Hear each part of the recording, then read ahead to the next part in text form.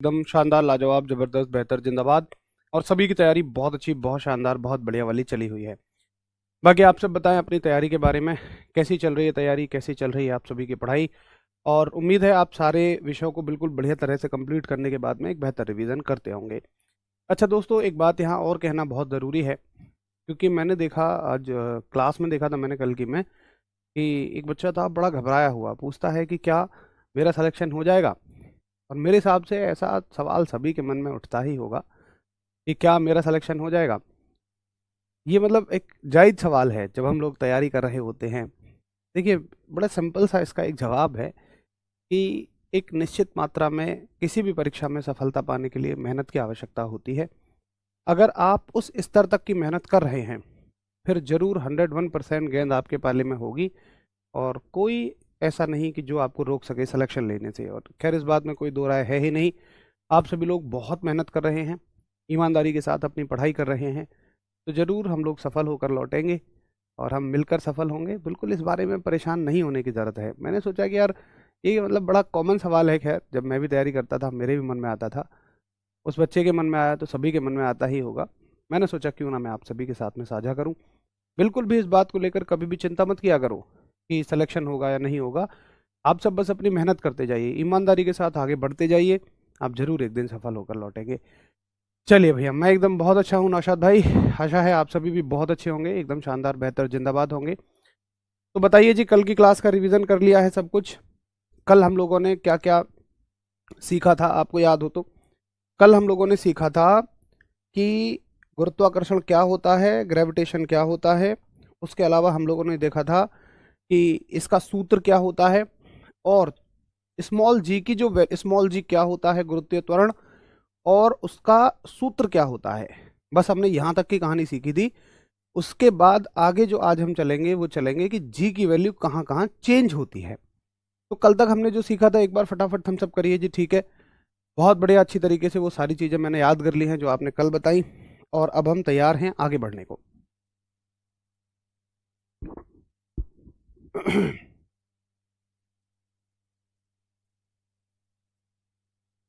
बताइए बताइए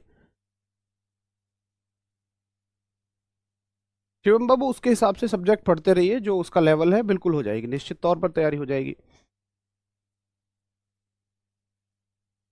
ठीक है, यहीं तक हमने कंप्लीट कर लिया था ना।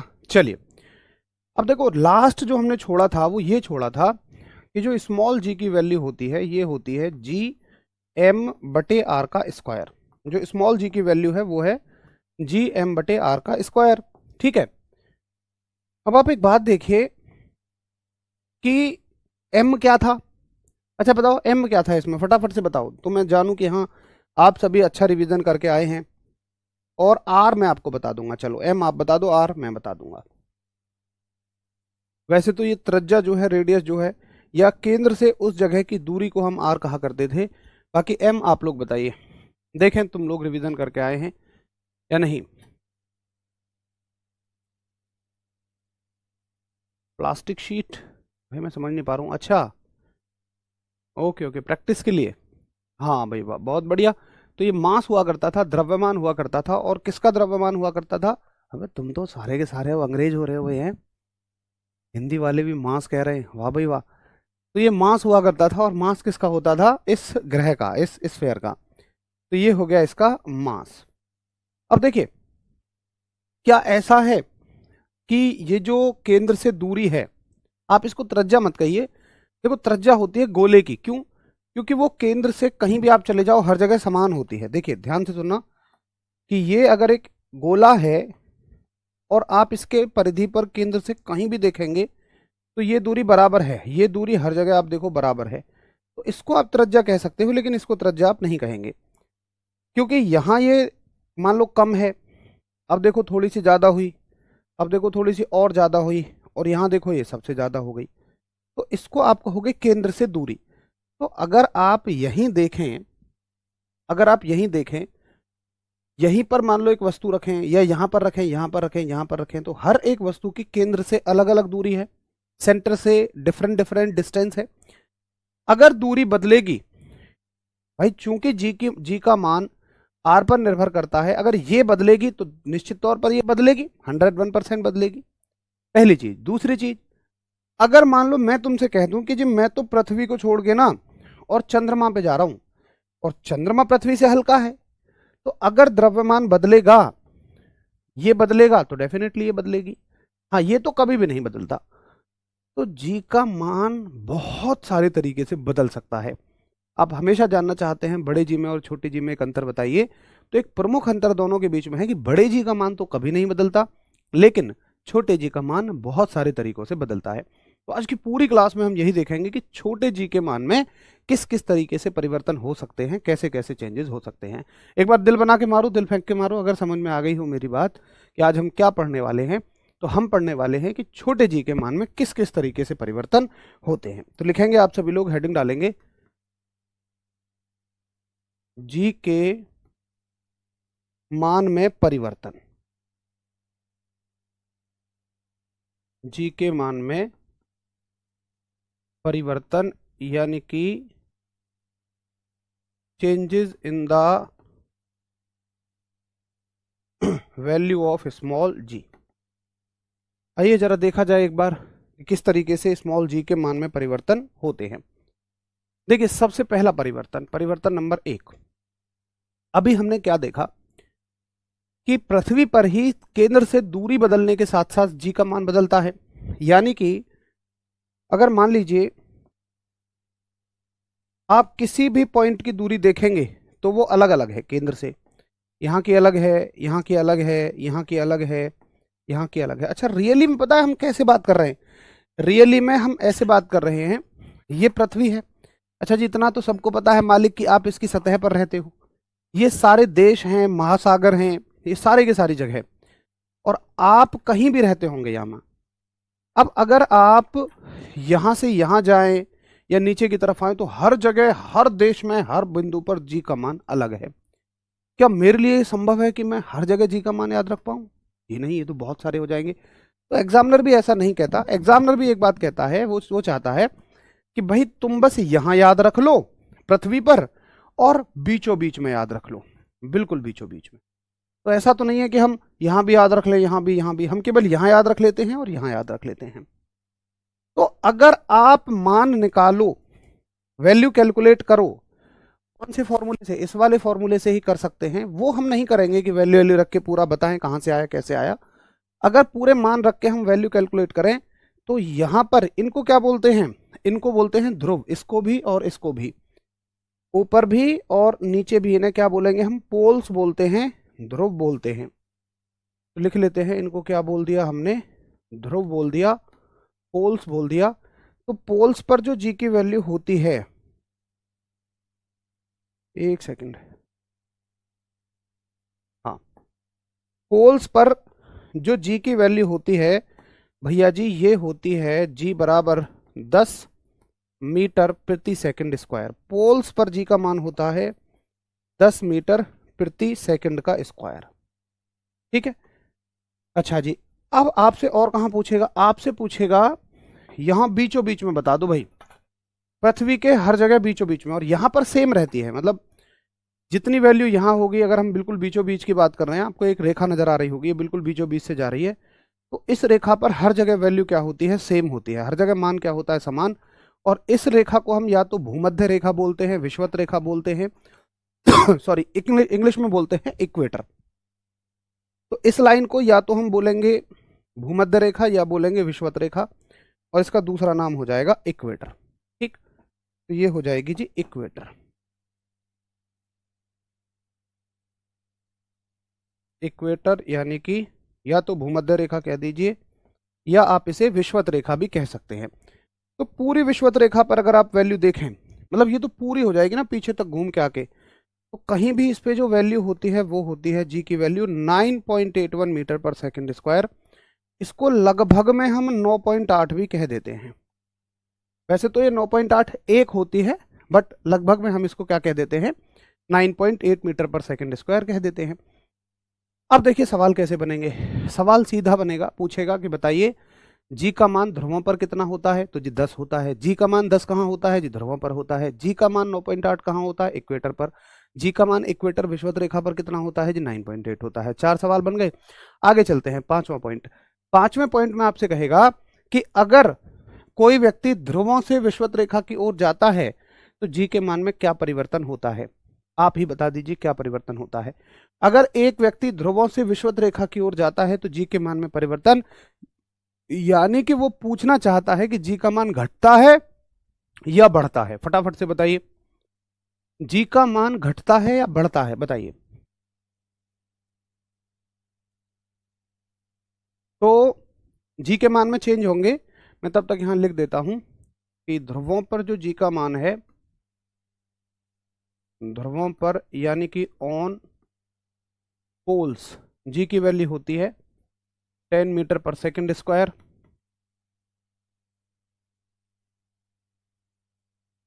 विषुवत रेखा या इसी को आप भूमध्य रेखा कहते हो, यानी कि इक्वेटर। तो इक्वेटर पर 9.81 और लगभग में 9.8 मान लेते हैं, दोनों एक साथ ऑप्शन में नहीं आएंगे। तो क्या कहोगे? आप कहोगे डेफिनेटली कहोगे घटता है। अरे यार सौरभ, इंक्रीज होता है। अब भी गलत उत्तर करोगे भाई। मुझे बताओ, एक वैल्यू 10 से 9.8 हो गई तो ये घटी या बढ़ी? सबको दिख रही है, सबको दिख रही है घटी, तुम्हें इंक्रीज होती हुई नजर आ रही है। सब कुछ आंखों के सामने है, फिर भी हमें गलती करनी है भाई। क्यों करनी है? तो हर चीज को देखिए, मैं ये कहना चाह रहा हूं कि हर चीज को ना लिखने की जरूरत, ना रटने की जरूरत। ये अलग से लिखने की आवश्यकता ही नहीं है कि हम छोटी छोटी हर एक बात को लिखें। भाई दो बात, हमने उसकी जो आत्मा है उसको समझ लिया, फिर उससे आधारित सभी प्रश्न हम बहुत आराम से बनाते हुए चलेंगे। अब देखिए, और वो सवाल कहने लगे कि बताओ विषुवत रेखा से ध्रुवों की ओर जाने पर जी का मान, तो हर बच्चा कह देगा यार बढ़ता है। क्यों इसको अलग से हम लिखें, क्यों इसको हम अलग से रटे? उसके अलावा अगर वो बहुत भी कंफ्यूज करने की तुम्हें कोशिश करेगा, बहुत मुश्किल सवाल बनाने की कोशिश करेगा, तो क्या कहेगा सुनिए। वो कहेगा कि एक व्यक्ति, देखिए इसको बोलते हो उत्तरी ध्रुव, इसको बोलते हो दक्षिणी ध्रुव। एक व्यक्ति विषुवत रेखा से उत्तरी ध्रुव तक जाता है, अपने जी के मान को बढ़ा हुआ पाता है। तो अगर वह दक्षिणी ध्रुव की तरफ जाएगा तो बच्चा सोचता है यार उत्तरी ध्रुव पे जाएगा तो जी का मान क्या होगा? बढ़ेगा। तो दक्षिणी ध्रुव पे जाने पे घटना चाहिए, ऐसा सोच सकते हो आप। मतलब जनरली ऐसा ही लगता है सोचने में, लेकिन ऐसा नहीं होता। आप चाहे उत्तरी ध्रुव पे चाहिए, चाहे आप दक्षिणी ध्रुव पे आइए, मान बढ़ता ही है दोनों साइड, कहीं भी नहीं घट रहा है। जरा बताएंगे एक बार? हाँ जी क्लियर है, मुझे समझ में आ गया। फटाफट हम सब बताइए। होली की छुट्टी कब से है? अरे भैया आज ही होली की छुट्टी करनी है क्या यार? कैसे, बिल्कुल इस बार कोई खतरनाक प्लान है क्या? एक एक बुग्गी भर के रंग ले लेंगे और पूरे गांव को रंग देंगे, ऐसा कुछ विचार है क्या? होली की छुट्टी मोस्ट प्रोबेबली 3 और 4 तारीख की रहेगी। 2 दिन आपकी क्लासेस बंद रहेंगी, 3 और 4 को।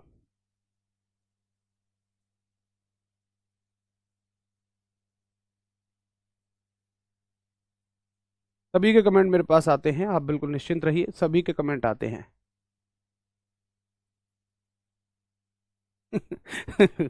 हाँ अरे अभी से बिल्कुल होली का प्लान मेरा भाई सेट सेट कर रहा होगा कि जितने दिन की छुट्टी होंगी उस दिन तबाही मचानी है। पूरा एक एक मिनट का प्लान रहेगा कि 3 तारीख को ये करना है, 3:30 बजे ये करना है, 3:15 बजे ये करना है, 2:30 बजे ये करना है। चलो चलो, खैर ठीक है, एंजॉय करना चाहिए, अच्छा है। वर्ष में एक त्योहार आता है, पूरी साल भर का त्योहार है, बढ़िया है। अपने घर वालों के साथ जरूर एंजॉय करना चाहिए। ठीक है, वर्दी के साथ होली मनानी है अगले साल यार। देखो खैर ये बात तो अलग ही होती है। मतलब मैं ये बात अच्छी तरह से समझता हूँ और मैं कहता हूँ कि तैयारी करने वाले बच्चे के जीवन में ना सिलेक्शन वाले दिन से बड़ा कोई उत्सव नहीं होता, और सिलेक्शन वाले दिन से पहले भी कोई उत्सव नहीं हो पाता है, अगर मैं सही हूं तो। कितने भी त्योहार आ जाए, कुछ भी आ जाए, मतलब वो मज़ा नहीं आता, मन नहीं करता है। छुपते छुपते से फिरते हैं सभी से, बड़ा मन है हंसने हंसने हंसने का, सभी के साथ बातें करने का, घर वालों के साथ। लेकिन पता है हम तुम लोग तो यार वैसे भी गांव देहात से निकले होते हैं ना, ऐसे किसानों वाली बैकग्राउंड से हैं, लोअर मीडियम फैमिली से निकले होते हैं, तो हम तो अपने माँ बाप के पास बैठ के बात भी नहीं कर पाते, इसलिए कि हम सफल नहीं हैं। जबकि इस बात का इससे कोई मतलब नहीं है। अरे कोई बात नहीं यार, सफल भी एक दिन हो जाएंगे, लेकिन माता पिताजी से बैठ के बात करने में क्या समस्या है? लेकिन नहीं हो पाता हम लोगों से, हमें पता, मतलब बस ऐसा लगता है कि अभी हम कुछ भी कहेंगे तो हमारी बातों को ऐसा लगेगा जैसे अजी कितना बोल रहा है, जिंदगी में कुछ किया है नहीं, अपने अंदर ही आता रहता है, कोई सोचे ना सोचे अपने मन से ही लगता रहता है। बस ऐसा लगता है कि यार जल्द से जल्द सफल हो जाएं, तब बैठ के इनके बारे में सोचा जाए, इनसे पूछा जाए, बताओ तुम्हें किस चीज़ की जरूरत है, क्या चाहते हो। मन करता है इनका ये काम छुड़वा दूँ वो छुड़वा दूँ, लेकिन अभी इस स्थिति में नहीं हूँ। खैर, मैं समझ सकता हूँ कि एक गवर्नमेंट जॉब एस्पायरेंट के जीवन में जो सबसे बड़ा उत्सव है, सबसे बड़ा त्योहार है, उसकी तो होली दिवाली उसी दिन होती है जिस दिन वो सफल होता है। खैर, कर रहे हैं मेहनत, सभी सफल होंगे, बिल्कुल आप निश्चिंत रहिए। देखिए यार, ये सब एक पार्ट है तैयारी के बीच में। जैसे आपको मैं कहता हूँ कि आप कंसेप्ट पढ़िए, प्रैक्टिस सेट लगाइए, मॉक टेस्ट लगाइए, रिवीजन करिए, वैसे ही ये भी एक हिस्सा है, ये भी एक पार्ट है। ये जो आप प्रेशर झेल रहे हैं, मैं समझ सकता हूँ, मैं हर चीज़ से वाकिफ़ है हूँ। आप एक सोशल प्रेशर झेलते हैं, सामाजिक दबाव, तमाम लोग बस एक सवाल पूछते हैं, भैया कैसे नहीं हुआ, यही करता रहेगा क्या। जैसे कोई मैं तो ट्यूशन पढ़ाया करता था अपनी तैयारी के साथ में, तो मेरे से यही सवाल होने लग गए थे कि क्या ज़िंदगी भर इसी में रह जाओगे। और मतलब ऐसा नहीं कि कोई बहुत दूर का, बहुत पास पास के लोग, मेरे मेरे बहुत खास दोस्तों के घर वालों तक ने मुझे एक बार ये कहा था। मुझे बड़ा दुख हुआ इस बात को सुन के, लेकिन मैं कुछ कभी कह नहीं पाया था उनसे। मतलब वो बहुत समझदार थे मेरी नज़र में। जैसे मान लीजिए दोस्त के पिताजी हैं, तो मेरी नज़र में वो बहुत समझदार थे, मैं उनको, और खूब बुजुर्ग हैं। और मैं उनके पास जब दोस्त के घर जाया करता था तो बैठ के आया करता था। मुझे अच्छा लगता है बुजुर्गों के पास बैठना, पुरानी बातें सुनना, कुछ सीखना, उनके अनुभव से समझना। लेकिन उन्होंने भी एक दिन ये कह दिया, मैं तो ट्यूशन पढ़ाया करता था, उनका बेटा लगा हुआ था पुलिस में, तो उन्होंने कह दिया था कि कैसे भैया, क्या जिंदगी भर ट्यूशन ही पढ़ाता रहेगा क्या।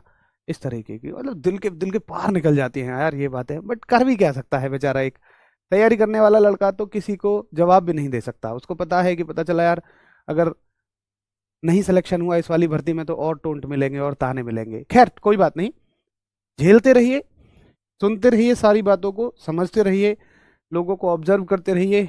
उन लोगों को जरूर याद रखना जिन्होंने आज आपको सपोर्ट किया, जो आज आपके खराब समय में भी ये कंधे पे हाथ रख के कहते हैं अरे तू कर लेगा यार, कोई बात नहीं तू कर लेगा। उन लोगों को जरूर याद रखना, उनका साथ जिंदगी में कभी भी मत छोड़ना। चलिए कोई बात नहीं, सबका हो जाएगा, सब करेंगे। चलिए भैया जी, तो ये हो गया जी के मान में परिवर्तन कहाँ हो गया, ध्रुवों पर हो गया, विषुवत रेखा पर हो गया, इससे बनने वाले तमाम सवालों के बारे में हमने चर्चा कर ली है। आगे चलें। अब देखिए और जी का मान कैसे बदल सकता है। एक मैं बड़ा फेमस एग्जांपल लेता हूँ, इससे अच्छा समझ में आ जाता है, थोड़ा क्लास का माहौल भी थोड़ा खुशनुमा हो जाएगा। आ जाओ हंस खेल के बात करें, माहौल गंभीर हो गया क्लास का, है ना। देखिए, एक चिंटू और चिंटी जी हैं, और उनकी हो गई है शादी। लेकिन चिंटी जी की नाराजगी है चिंटू जी से। वो कहती हैं जी, तुमने शादी से पहले तो बड़े बड़े वादे किए, तुम तो यूं कह रहे कि आ ले चलूं तुझे तारों के शहर में, तुम तो हमें कभी भी ना ले गए तारों के शहर में। तो आज चिंटू जी चिंटी जी को खुश करने के लिए तारों के शहर में लेकर जा रहे हैं। अब तारों के शहर में कैसे जाएंगे, तारों के शहर में आप जमीन से ऊपर आसमान में जाने की बात कर रहे हैं। कुल मिलाकर मैं ये कहना चाह रहा हूं कि अगर एक व्यक्ति पृथ्वी की सतह से ऊपर चला जाए, एक व्यक्ति पृथ्वी की सतह से, पृथ्वी की सतह को छोड़कर ऊपर चला जाए, तो उसके जी की वैल्यू में क्या परिवर्तन होते हैं, आओ जरा देखें। देखिए जी, ये है पृथ्वी और आप इसकी सतह को छोड़कर कहाँ जा रहे हैं, ऊपर जा रहे हैं। तो जैसे जैसे ये ऊपर जाते हैं चिंटू और चिंटी जी, तो चिंटी जी कहती हैं, चिंटू जी हमें तो अपना वजन घटो घटो सा लग रहा हो कुछ। अच्छा, आपने कभी ऐसा महसूस किया है, मैं आपको फीलिंग बता देता हूँ वजन घटने पे कैसा लगता है। आप कभी उस बड़े से झूले में बैठे हो, बकेट वाले झूले में, जिसमें बैठ के एकदम से वो नीचे आता है फिर ऊपर जाता है, या नाव वाले झूले में बैठे हो, तो उसमें जैसे ही आप एक बार नीचे जाते हो ना, तो ऐसा लगता है खाली खाली सा, कि पेट में जैसे कुछ नहीं है, एक एम्प्टीनेस है, एक खालीपन है, ऐसा महसूस हमें होता है। या कभी आप लिफ्ट में बैठे हो, जब लिफ्ट नीचे आती है तब ऐसे घटा घटा सा लगता है हमें, जैसे हमारा शरीर हल्का सा हो गया है। तो इस बात को बोलते हैं आपका वजन घट रहा है, एक्चुअल में नहीं घट रहा है, बस वो आभासी है, आभास हो रहा है उसका, एक्चुअल में नहीं है। तो जब चिंटी जी ऊपर पहुंची तो चिंटी जी को ऐसा ही महसूस हुआ। उन्होंने चिंटू जी को बताई, चिंटू जी ने कही, जब तो तुम मेकअप में लगी रह मई, धर्मेंद्र भैया कितने अच्छे से बतावे कि जब ऊपर जाओगे, पृथ्वी की सतह को छोड़कर ऊपर जाओगे तो जी का मान घटेगा। देखिए, जी का मान घट रहा है, इसलिए ही आपका भार भी घट रहा है। आप एक बात याद रखना कि जो भार है ना, आपका वजन, वो सीधा जी के मान से कनेक्ट है। जहां पर जी का मान बढ़ेगा भार बढ़ेगा, जी का मान घटेगा भार घटेगा। जहां जी का मान जीरो होगा आपका वजन जीरो हो जाएगा, वो सीधा जी के मान से कनेक्ट है। तो चिंटी जी ने कही, अच्छा तुम्हारे सर ने यूं भी बताई है कि ये जीरो कहाँ हो जाएगा, अगर घट रहे हैं ऊपर जाते जाते तो कितनी ऊपर चलें कि ये 0 हो जाए हमारा वजन? तो चिंटू जी ने कहा हाँ बिल्कुल बधाई है। अगर तुम इनफाइनाइट हाइट पे पहुंच जाओ, कहाँ पहुंच जाओ? इनफाइनाइट हाइट पे, यानी कि अगर तुम अनंत ऊंचाई पर पहुंच जाओ तो जी की वैल्यू क्या हो जाएगी? 0 हो जाएगी। वर्क भी क्या हो जाएगा, सॉरी वेट भी क्या हो जाएगा? 0 हो जाएगा। आपका वजन भी 0 हो जाएगा और जी की वैल्यू भी क्या हो जाएगी भैया? 0 हो जाएगी। ठीक है जी। तो हम कहाँ जी की वैल्यू में चेंज पढ़ रहे हैं? पृथ्वी की सतह को छोड़कर ऊपर जाने पर या नीचे जाने पर भी पढ़ेंगे। ये दोनों समझ गए आपको? अब चलो, चिंटू और चिंटी जी लौट के आ गए। अब अगले दिन फिर से चिंटू जी कहें आ ले चलूं तुझे तारों के शहर में। चिंटी जी कह रहे ए जी तुम तो एक बात के पीछे ही पड़ जाओ, अभी अब तारन के शहर में ही चलेंगे, अब कहीं और लेके चलो। अब मुझे बताओ यार, बेचारे चिंटू जी कहाँ घुमाए चिंटी जी को? पूरी पृथ्वी घुमा दी, पूरी पृथ्वी घुमा दी, वहां लेके चले गए, बिल्कुल आसमान में लेके चले गए, बचा क्या है? अब भैया चिंटू जी के पास एक ही ऑप्शन है। उन्होंने लिया फावड़ा और जमीन को खोदना शुरू कर दिया। अब वो लेके जाएंगे चिंटी जी को गड्ढा खोद के जमीन के अंदर। ऐसा ना हो कि वहीं छोड़ के खुद ऊपर आके मिट्टी डाल दे। वो जाने भाई, मैं तो केवल यहाँ तक की बात कर रहा हूँ कि वो जमीन खोद के नीचे जाएंगे। देखिए, पीछे हमने जो परिवर्तन पढ़े थे ना, वो सतह पर नीचे आने पर थे, लेकिन अभी हम सतह में अंदर जा रहे हैं। सतह में अंदर जा रहे हैं यानी गड्ढा खोद के अंदर जा रहे हैं। तो गड्ढा खोद के अंदर जाने पर फिर से चिंटी जी ने कहा ए जी चिंटू जी, हमारा वजन तो फिरते घटो घटो से महसूस है रहा में। क्या जी को मान फिरते घट रहा हो? तुम्हारे भैया ने बताई हो, धर्मेंद्र भैया ने? उन्होंने कही हाँ बिल्कुल बताई कि अगर तुम गड्ढा खोद के नीचे जाओगी तो जी का मान क्या होगा? जी का मान घटेगा, यानी कि तुम्हारा वजन भी घटेगा। फिर वही चिंटी जी का अगला सवाल, तो जीरो कहाँ हो जाएगा? तो उन्होंने कहा कि अगर आप सेंटर पे पहुंच जाओ, अगर आप केंद्र पर पहुंच जाओ, सेंटर पर पहुंच जाओ, तो जी की वैल्यू भी 0 हो जाएगी और तुम्हारा वजन भी क्या हो जाएगा? 0। तो कुल मिलाकर हमने क्या सीखा? हमने ये सीखा कि अगर आप पृथ्वी की सतह को छोड़कर ऊपर जाते हैं या पृथ्वी की सतह में अंदर जाते हैं, जी का मान घटता है, यानी कि आपका भार जो है वो घटता है, वेट जो है वो घटता है। अब फिर सुनो, यहां से कंफ्यूजिंग सवाल क्या बन सकता है? एक सवाल देता है एग्जामिनर, ज्यादा से ज्यादा मुश्किल सवाल, कि अगर आप पृथ्वी की सतह को छोड़कर ऊपर जाते हैं तो जी का मान घटता है, तो बताइए नीचे जाने पर जी का मान क्या होगा? एक बच्चा सोचेगा भैया ऊपर जाएंगे जी का मान घटेगा तो नीचे आने पर बढ़ना चाहिए। नहीं भैया, ऊपर जाने पर भी नीचे बढ़ता है और पृथ्वी में अंदर आने पर भी घटता है। ठीक है, चलिए, तो आप लिखेंगे कि पृथ्वी की सतह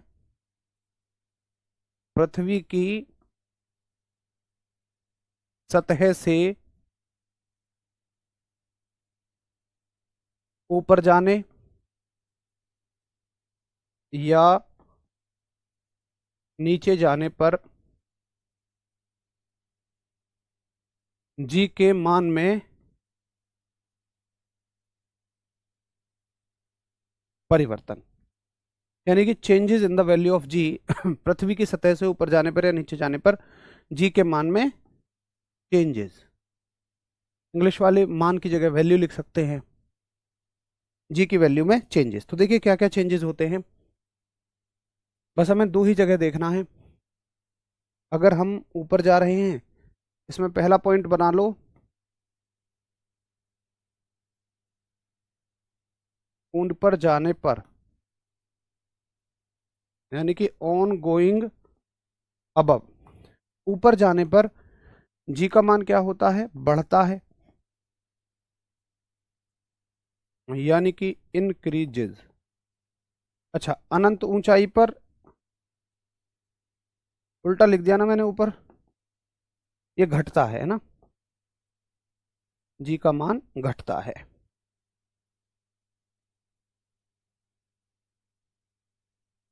यानी कि डिक्रीजेज। और अनंत ऊंचाई पर, इनफाइनाइट हाइट पर, ये क्या हो जाता है? शून्य हो जाता है, जीरो हो जाता है। अब बी देख लो, सतह में नीचे जाने पर लिख रहा हूं मैं, ठीक है, सतह पर नहीं, सतह में,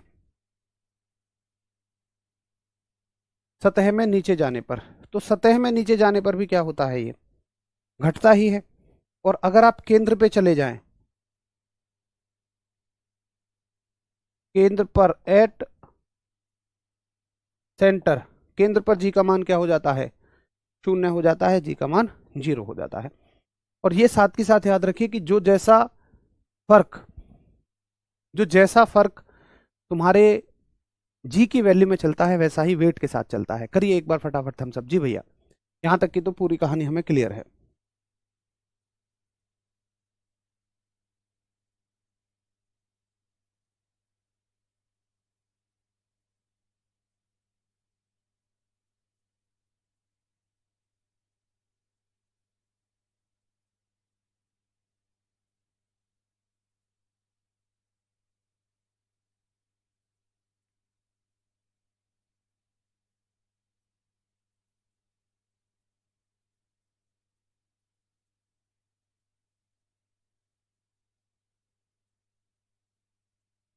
चलिए चलिए, थैंक यू भाई हिमांशु, बहुत बढ़िया। ठीक है जी, चलो यहां तक की कहानी समझ आ गई। तो दो तरीके से हमने जी की वैल्यू में चेंज देखे, एक देखा इक्वेटर और पोल पे, एक देखा ऊपर जाने पे और नीचे जाने पे। अब देखो तीसरे तरीके से कैसे चेंजेस होते हैं। साइंटिस्ट क्या सोचते हैं, साइंटिस्ट सोचते हैं कि अगर मान लो, मान क्या लें, पृथ्वी किसी चाल से घूम रही है, जी बिल्कुल घूम रही है। अगर पृथ्वी की चाल घूमने की बढ़ जाए, मतलब अचानक से जिस चाल से पृथ्वी घूम रही है उससे ज्यादा हो जाए चाल, या जिस चाल से पृथ्वी घूम रही है उससे धीमी हो जाए, जितने से घूम रही है उतने से धीमी हो जाए, तो क्या जी के मान में परिवर्तन होंगे? तो भाई कुछ होते हैं कुछ नहीं होते हैं। अच्छा मैं बता दूं कि अगर हो रहे हैं परिवर्तन तो पृथ्वी पर पूरी जगह पे भी हो रहे हैं, कुछ जगहों को छोड़कर। अब क्या मेरे लिए संभव है कि मैं हर देश में होने वाले परिवर्तनों को याद रखूं? जी नहीं। तो मैं कहाँ कहाँ याद रखता हूँ, और एग्जामिनर कहाँ कहाँ पूछता है, वो पूछता है। अच्छा मैं इसलिए याद नहीं रखता हूँ कि मैं अपनी मेहनत बचा रहा हूँ, एग्जामिनर ही इतना सा पूछेगा, लिमिट है। वो ऐसा नहीं है कि कहीं भी उठा के पूछ लेगा कि बताओ कनाडा में बताओ, ऑस्ट्रेलिया में बताओ, जापान में बताओ, रशिया में बताओ, ऐसा नहीं है। वो बस ये पूछेगा कि ध्रुवों पर बता दो और विषुवत रेखा पर बता दो, और दोनों वजह से बता दो, घूमने तेज घूमने की वजह से बता दो, धीमे घूमने की वजह से बता दो। आओ इस बात को ट्रिक के साथ याद करेंगे। कैसे? आप हेडिंग डालेंगे कि पृथ्वी की घूर्णन गति में परिवर्तन के कारण, पृथ्वी की घूर्णन गति में परिवर्तन के कारण, यानी कि due to change in the rotational speed of earth, due to change in rotational speed of earth, पृथ्वी की घूर्णन गति में परिवर्तन के कारण क्या चेंजेस होते हैं जी की वैल्यू में। आओ जरा देखें एक बार। तो घूर्णन गति में चेंज होने का मतलब या तो पृथ्वी तेज घूम सकती है भाई, या तो वो फास्ट घूम सकती है, और या तो वो स्लो घूम सकती है, यानी कि धीमा घूम सकती है। अब देखो चेंजेस हमें दो ही जगह ऑब्जर्व करने हैं, एक इक्वेटर पे करने हैं और एक विषुवत रेखा पर करने हैं। एक तो करने हैं इक्वेटर यानी कि विषुवत रेखा पर, और एक करने हैं ध्रुव पर यानी कि पोल्स पर। ठीक है, यहां पर दो जगह हमें चेंजेस को ऑब्जर्व करना है। तो आप पाएंगे कि देखिए, याद रखना, ट्रिक से बता रहा हूं, पृथ्वी चाहे तेज घूमे, पृथ्वी चाहे धीमी घूमे, ध्रुवों पर जी के मान में कोई परिवर्तन नहीं होगा। ध्रुवों पर जी के मान में कोई परिवर्तन नहीं होगा, यानी कि आप कहोगे नो चेंज, कोई परिवर्तन नहीं, कोई चेंज नहीं होगा। चाहे तेज घूमे पृथ्वी चाहे धीमी घूमे, जी के मान में ध्रुवों पर कोई भी परिवर्तन नहीं होगा। हाँ, विषुवत रेखा पर अगर पृथ्वी तेज घूमे तो उल्टा याद रखो, तेज घूमने पर विषुवत रेखा पर मान घटता है, तेज घूमने पर मान क्या होगा? घटेगा, यानी कि डिक्रीजेज। और धीमी घूमने पर ये क्या होगा? धीमी घूमने पर ये घटेगा, यानी कि ओ सॉरी, तेज घूमने पे घटेगा और धीमी घूमने पे ये बढ़ेगा। उल्टा याद रखो ना, धीमी घूमेगी तो बढ़ेगा, यानी कि इंक्रीजेस। करिए एक बार थम्स अप जी। ये तो यहीं की यहीं याद हो गया। किस किस को यहीं की यहीं याद हो गया वो एक बार थम्स अप करो।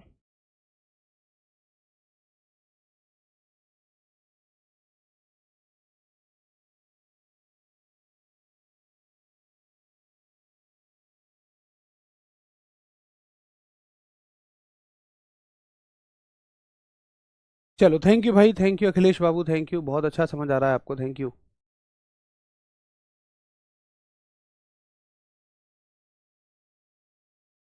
आदित्य बहुत बहुत सारा थैंक यू भाई।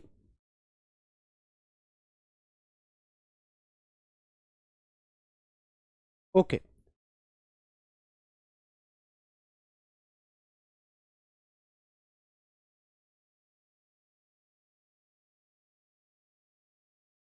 चलिए जी। वो कह रहा है जी मैं दूध लेने चला गया था, दोबारा बता दो। अब भैया तुम दूध लेने चले जाओ, कोई वॉशरूम चला जाए, कोई चाय पीने चला जाए, कोई पान लेने चला जाए, कोई खैनी लेने चला जाए अब सब आके अगर दोबारा पूछेंगे तो मालिक मैं कहाँ तक बताता रहूंगा। अब तुम दोबारा क्लास को देख लेना यार, अब ये तो पीछे नहीं होगी, लाइव क्लास तो पीछे नहीं होती है। जब वीडियो रिकॉर्डेड फॉर्मेट में आ जाएगी तब देख लेना। अब यार कोई अब खैनी खा के आएगा, वो कहेगा जी मैं खैनी लगा के आया हूँ, दोबारा बता दो, ऐसे कैसे संभव है। चलिए भाई, तो ये हो गए आपके तीन तरीके से परिवर्तन। अब देखो एक चौथा तरीका है परिवर्तनों का, और वो क्या है।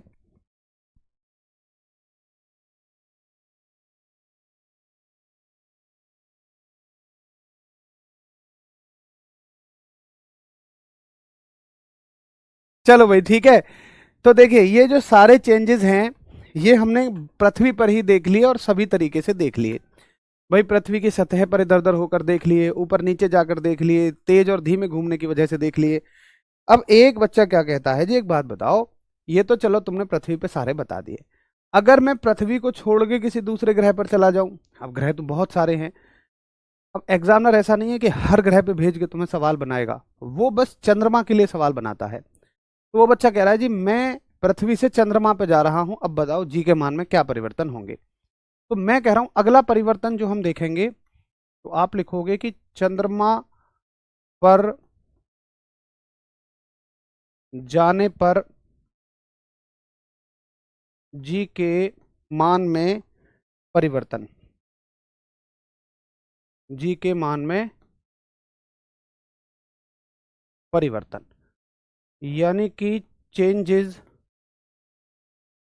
इन the value of G on surface of moon. Moon के सरफेस पर, चंद्रमा की सतह पर जी के मान में क्या क्या चेंजेस होंगे।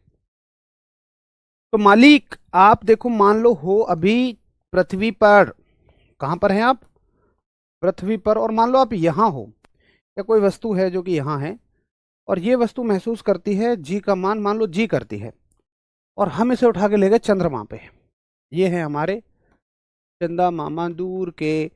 तो एक वस्तु को अगर आप उठाकर चंद्रमा पर ले जाओगे, तो चंद्रमा पर जाकर इसका जो मान है वो हो जाएगा भैया G/6। जी का मान, अबे जीरो जीरो जीरो जीरो, जहां देखे जीरो छाप दो, जो मन करे जीरो छाप दो, भैया नहीं। जी का मान पृथ्वी के जी के मान का 1/6 हो जाएगा। 1/6। अब तुम कहोगे कहाँ का 6, 9.8 का या 10 का। भाई 10 यहाँ ध्रुवों पे जाओगे तो 10 का, तुम विषुवत रेखा से विषुवत रेखा पर जा रहे हो तो 6 वो हो जाएगा 9.8 का। अब कोई कहेगा जी मुझे तो यहाँ से यहाँ जाना है, अरे तो भाई यहाँ 9.8 होता है ना, उसका 1/6, हालांकि 9.8 और 10 का नहीं करवाता, वो बस यही कहता है जी का G/6 हो जाएगा, जी का G/6 हो जाएगा बस, वो इतनी सी बात कहेगा आपसे। तो आप कहोगे कि भैया जी चंद्रमा पर जाने पर जी के मान में जो परिवर्तन होता है वो ये है कि अगर हम जी की वैल्यू चंद्रमा पर देखते हैं, तो ये जी की वैल्यू पृथ्वी की तुलना में 1/6 होती है, और जो परिवर्तन जी के साथ है वही आपके भार के साथ है। तो आपका जो भार है, जो वेट है, ये भी चंद्रमा पर जो वेट होगा वो आपका पृथ्वी पर वेट का 1/6 हो जाएगा। ठीक है। एक बड़ी बात, क्या द्रव्यमान बदलता है?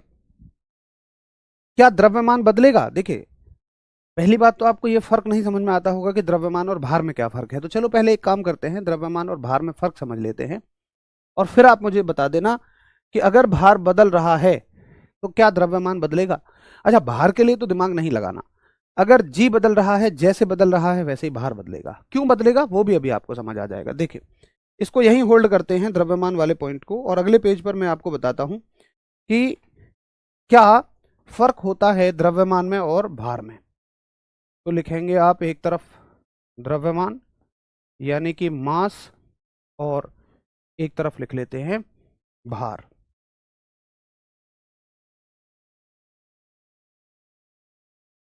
वेट। देखिए क्या फर्क होता है द्रव्यमान में और भार में। द्रव्यमान क्या है, पहले इस बात को समझिए। अगर मैं इस पेन की बात करूं तो ये पेन किससे मिलकर बना है। अगर तुम बहुत सूक्ष्म स्तर पर जाओ, अच्छा पहले कहोगे तुम प्लास्टिक से बना है, मैं कहूं प्लास्टिक किससे मिलकर बनी है, तो बहुत सूक्ष्म स्तर पर अगर आप जाओगे तो ये इलेक्ट्रॉन, प्रोटॉन और न्यूट्रॉनों से मिलकर बना है, और दुनिया की कोई भी चीज उन्हीं से मिलकर बनती है। ये बात आप केमिस्ट्री में सीख लोगे। इसमें कुछ निश्चित मात्रा में इलेक्ट्रॉन, प्रोटॉन और न्यूट्रॉन होते हैं इसकी बनावट के हिसाब से। मान लो फॉर एग्जाम्पल इसमें 10 इलेक्ट्रॉन है, 15 प्रोटॉन है, 20 न्यूट्रॉन है। मुझे नहीं पता इतने होंगे, मैं बस आपको जस्ट कह रहा हूं कि हाँ इतने हो सकते हैं। हर एक इलेक्ट्रॉन का एक द्रव्यमान होता है, सॉरी, इलेक्ट्रॉन का द्रव्यमान होता है 9.1 गुणा 10⁻31। एक प्रोटॉन का द्रव्यमान होता है, याद नहीं रखना हमें, 1.6 गुणा 10⁻27। या केमिस्ट्री में तुम याद रखोगे, यहां तो कोई जरूरत नहीं है। न्यूट्रॉन का द्रव्यमान भी लगभग इतना ही होता है, 1.6 गुणा 10⁻27। अब 10 इलेक्ट्रॉन, 15 प्रोटॉन, 20 न्यूट्रॉन, सबका मिलाकर कुछ द्रव्यमान आ जाएगा। भाई एक का कुछ है तो 10 का कुछ होगा, तो सारे इलेक्ट्रॉन, सारे प्रोटॉन, सारे न्यूट्रॉनों का मिलाकर कुछ द्रव्यमान आ जाएगा किलोग्राम में। तो बस वही इसका अपना द्रव्यमान है, वही इसका इसमें मास है। द्रव्यमान का मतलब होता है कि वस्तु में उपस्थित द्रव्य का मान। मान लीजिए द्रव्य क्या होता है, देखिए आप द्रव और द्रव्य में कंफ्यूज मत होना। द्रव्य का मतलब होता है कोई भी चीज, चाहे वो सॉलिड है, चाहे वो लिक्विड है, चाहे वो गैस है, और द्रव का मतलब होता है केवल लिक्विड। तो द्रव्य अगर हम कह रहे हैं तो हम तो जनरली किसी भी चीज की बात कर रहे हैं। तो इसमें उपस्थित द्रव्य के मान को हम द्रव्यमान कहते हैं। इसमें उपस्थित द्रव्य के मान को हम द्रव्यमान कहते हैं। आई बात समझ में। क्या मुझे बताओ, अगर मैं इसे उठा के चंद्रमा पर ले जाऊं तो क्या इसमें इलेक्ट्रॉन, प्रोटॉन और न्यूट्रॉनों की संख्या बदल सकती है क्या? यस और नो बताइए। तब तक मैं देखूं पीछे कोई गड़बड़ है क्या। कहाँ लिखा है दोनों जगह घटेगा, बताओ कहाँ, कौन सी आंखों से देखते हो। यहां मैंने लिखा है तेज घूमने पे घटेगा और धीमी घूमने पे बढ़ेगा। यहाँ डिक्रीज करेगा, यहाँ इंक्रीज करेगा। बाकी जहां घटेगा तो वहां दोनों ही जगह घटेगा भाई। सुन क्या रहे थे फिर तुम, यहाँ भी घटेगा यहाँ भी घटेगा, यहाँ दोनों जगह ही घटता है। क्या सुन रहे थे यार फिर तुम इतनी देर से, जो अभी भी कंफ्यूज हो रहे हो। तो बताइए कोई चेंज नहीं होगा, इसमें कोई भी चेंज नहीं होगा। तो द्रव्यमान क्या है, किसी वस्तु में उपस्थित द्रव्य का मान, और ये कभी भी परिवर्तित नहीं होता है। तो आप कहेंगे द्रव्यमान क्या है, कि वस्तु में उपस्थित, वस्तु में उपस्थित द्रव्य की मात्रा, amount of matter present, amount of matter present in a body. ठीक, इसको किस में मापते हो। अच्छा पहले यही लिख लो कि इसका मान स्थान के साथ तो नहीं बदलता, इसका मान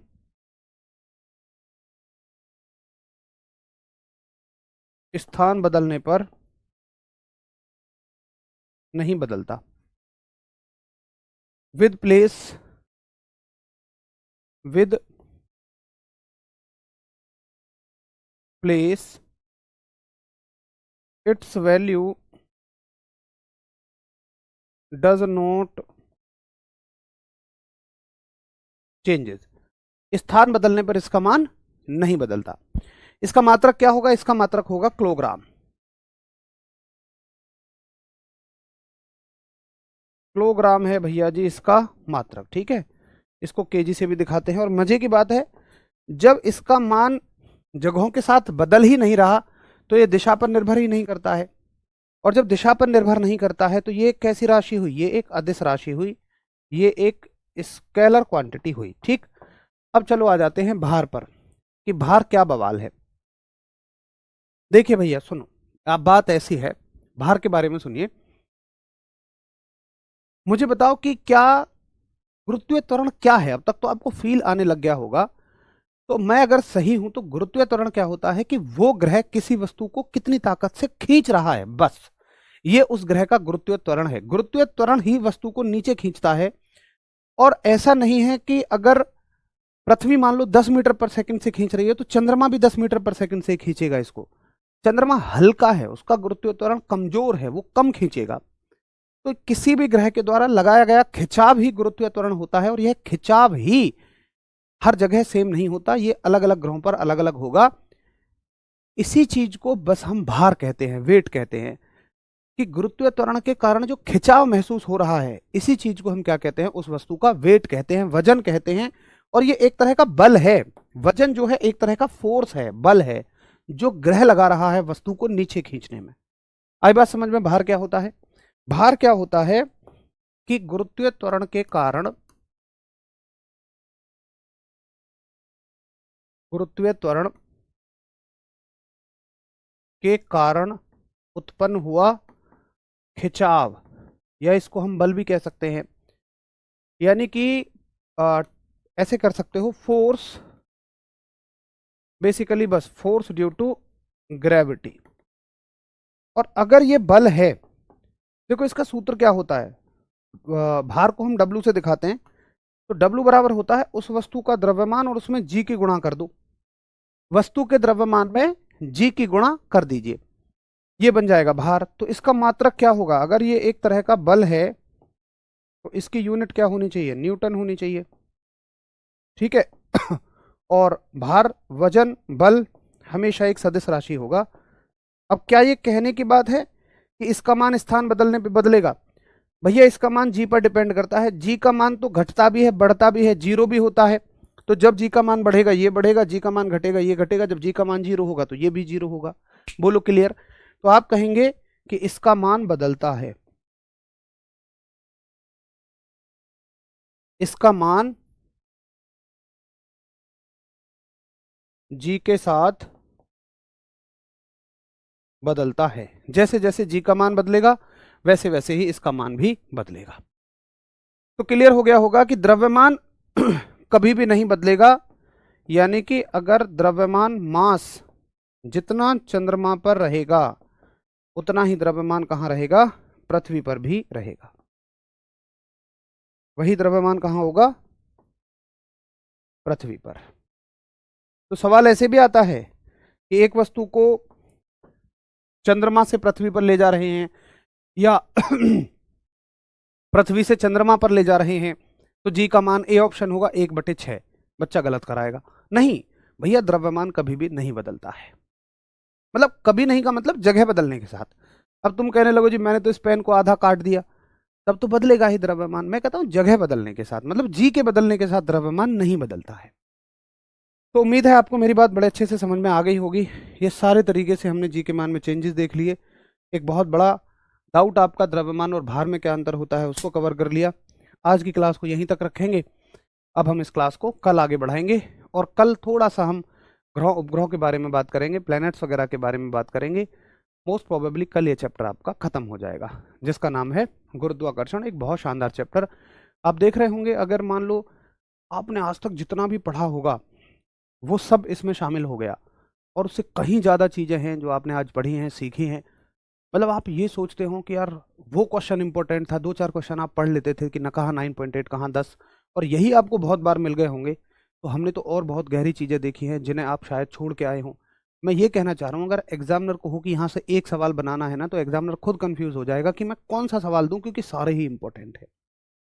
ठीक है, ओनली 2 डेज की हॉलीडेज, क्या करना है मतलब कोई बिल्कुल, मैंने फिर वही कहा, कैसे 10 दिन की छुट्टी चाहिए जो पूरा क्या चाहते हो कि पूरे गांव को रंग दूं, 10 दिन तक होली खेलूं? 2 ही दिन की होली है यार, 2 ही दिन की छुट्टी बहुत होती है भाई। क्या करना है उससे ज़्यादा छुट्टियों को? छुट्टी लेकर हमें ज़्यादा फायदा है, रेस्ट मिलेगा। लेकिन यहाँ बात रेस्ट की थोड़ी है, हमें तो अपने काम में इंटरेस्ट आता है। अगर हम तो 2 दिन भी, मान लो ऐसा है कि 2 दिन तक छुट्टियाँ ठीक है, कंफर्टेबल लगती हैं, लेकिन उसके बाद वो बोझ बनना शुरू हो जाती हैं। आपको भी बननी चाहिए वैसे ही। 2 दिन बहुत होते हैं भाई छुट्टी के लिए। चलिए, थैंक यू। आप सभी के बहुत बहुत सारे अच्छे कमेंट्स होते हैं पढ़ाने के तरीकों को लेकर, समझने के तरीकों को लेकर। शायद ज़्यादातर हम लोग यही करते हैं, तैयारी की शुरुआत में विज्ञान को कहीं ना कहीं से रटते हैं, लेकिन आप समझ गए होंगे कि रटने से चंद क्वेश्चन आप कवर कर पाते हैं और वो भी भूल जाते हैं। अगर आप समझोगे तभी आप पूरा कवर भी करोगे और सारे क्वेश्चंस करके आने की क्षमता रखोगे। मिलते हैं फिर कल, तब तक के लिए आपको नमस्कार, धन्यवाद, जय हिंद दोस्तों।